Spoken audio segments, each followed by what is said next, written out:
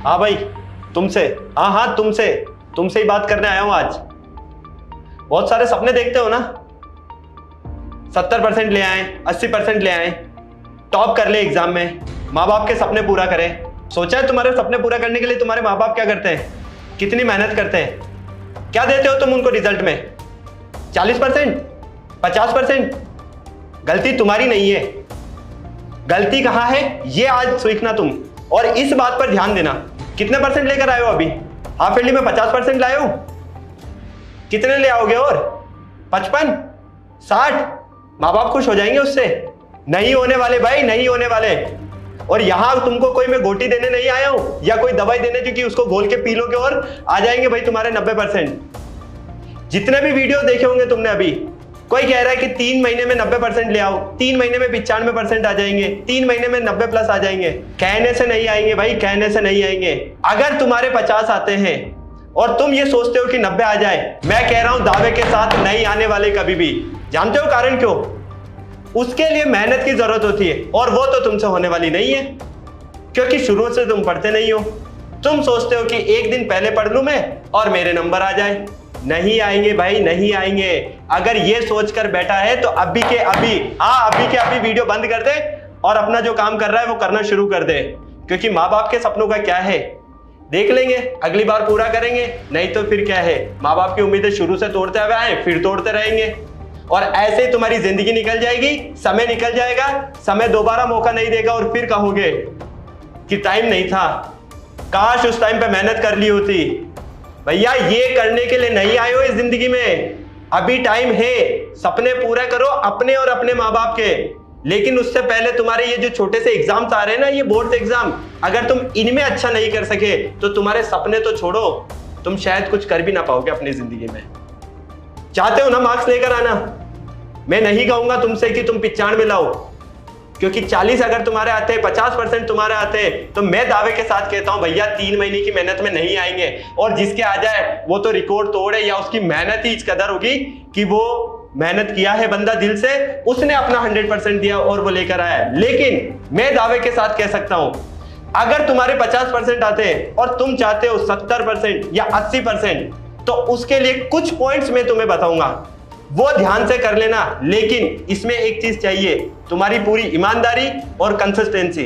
जब तक तुम लगातार अपनी प्रिपरेशन नहीं करोगे और इस चीज को नहीं फॉलो करोगे, नहीं आने वाले तुम्हारे परसेंट।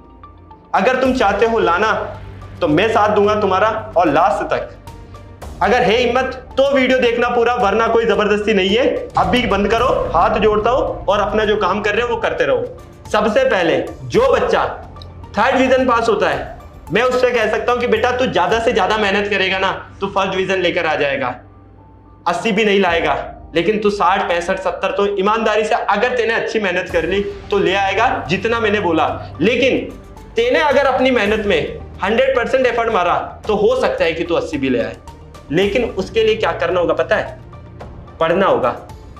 अब तुम कहोगे कि सर पढ़ता तो मैं शुरू से हूं, स्कूल टीचर्स की भी मैं बात मानता हूं, मेरे कोचिंग टीचर्स की भी मैं बात मानता हूं, बहुत सारे मोटिवेशन वीडियोस देखता हूं, लेकिन सर मेरे से नहीं होगा। पता है गलती क्या करी? तुम्हें पढ़ने का तरीका ही नहीं पता अभी तक कि पढ़ना कैसे है। तुम लोग क्या करते हो, बुक खोल ली, क्वेश्चन लगा तो ठीक है, आज पढ़ने बैठे हो, आज 4 घंटे पढ़ लिए, 5 घंटे पढ़ लिए, अगले 3 दिन तुम पढ़ने वाले नहीं हो। भैया ये कोई पढ़ना नहीं होता है। इससे तुम अपने आप को धोखा दे रहे हो, किसी को धोखा नहीं दे रहे हो, खुद को धोखा दे रहे हो। और जो इंसान खुद को धोखा देता है ना, वो तो जिंदगी में कभी कुछ कर ही नहीं सकता है, कुछ नहीं कर सकता है मेरे भाई, कुछ नहीं कर सकता है। हमेशा यहाँ बच्चों के लिए हमेशा वो कहते हैं ना कि सर हमें ये प्रॉब्लम हो रही है, ये हमसे नहीं होते क्वेश्चंस, हमसे क्वेश्चंस ये नहीं बनते। यहाँ पर लगती है बात, क्यों लगती है? क्योंकि बच्चों के लिए पूरी मेहनत की जाती है, टीचर्स बच्चों के लिए पूरी मेहनत करता है, और बच्चा क्या करता है? ठीक है सर मैं कल से करूंगा। थोड़ी देर टीचर ने मोटिवेशन दिया, बच्चा पूरा एक्साइटेड हो गया कि हाँ भैया अब मैं मेहनत करूंगा। वही आज भी तुम्हारे अंदर यही हो रहा होगा वीडियो देख करके, हाँ सर अब मैं मेहनत करूंगा। थोड़ी देर बाद 2 घंटे 3 घंटे बाद बच्चा होगा वही, भैया कुछ नहीं होगा। सबसे पहले मार्क्स लेकर आना है ना, 3 महीने बचे ना, मैं कहता हूँ 3 महीने में इतना कुछ तो कर दोगे कि अपने माँ बाप की उम्मीदों को जिंदा रख सकते हो तुम। उसके लिए सबसे पहले तुम अपने 5 साल के पेपर लगाना शुरू कर दो मेरे भाइयों, 5 साल के। अब तुम सोच रहे होंगे कि सर ये तो हमको हमारे स्कूल टीचर ने भी बोला है, क्या तुमने लगाए? नहीं लगाए होंगे। क्यों? 5 साल के पेपर लगा लेंगे, एग्जाम पास आएंगे तब। हमेशा यही थॉट रहता, मेरा भी यही रहता था भाई। मैं भी यही सोचता था कि एग्जाम पास आएंगे जब लगाऊंगा, अभी क्या करना है मेरे को लगा कर। ये एग्जाम पास आते आते कितना टाइम रह गया भैया तुम्हारा? 3 महीने का टाइम रह गया। कब लगाओगे? 3 महीने बाद। एग्जाम के बाद जो छुट्टियां मिलती है उसमें लगाने हैं क्या? कुछ नहीं होगा उससे। समय निकल जाएगा, फिर बैठोगे, पछताओगे, फिर सोचोगे एक दिन कि काश मैंने मेहनत कर ली होती। सबसे पहले 5 साल के पेपर आज से लगाना शुरू करो। और मैं ये कहता हूं कि जिस सब्जेक्ट में तुम्हें इंटरेस्ट है उससे लगाना शुरू करो। मैं ये नहीं कहता हूं कि तुम मैथ से लगाओ। तुमको लगता है कि हिंदी मेरे को अच्छी लगती है, इंग्लिश अच्छी लगती है, सोशल अच्छी लगती है, साइंस अच्छी लगती है, जिसमें तुम्हें इंटरेस्ट आता है सबसे पहले तुम उससे लगाओ। कारण पता है क्यों कह रहा हूं 5 साल के पेपर लगाने का?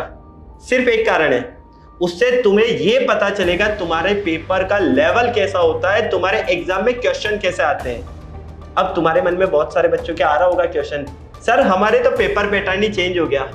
अरे भैया, पेपर पैटर्न चेंज हो जाए लेकिन लेवल क्वेश्चन का कभी भी चेंज नहीं होता है। सबसे पहले तुम अगर 5 साल के पेपर लगाते हो तो उससे तुम्हें पता चलेगा कि 1 नंबर में कैसा क्वेश्चन आता है, 2 नंबर में कैसा क्वेश्चन आता है, 4 नंबर में कैसा क्वेश्चन आता है, किस तरह से हमें उसमें लिखना होता है, कितना मुझे टाइम लग रहा है उसको सॉल्व करने में।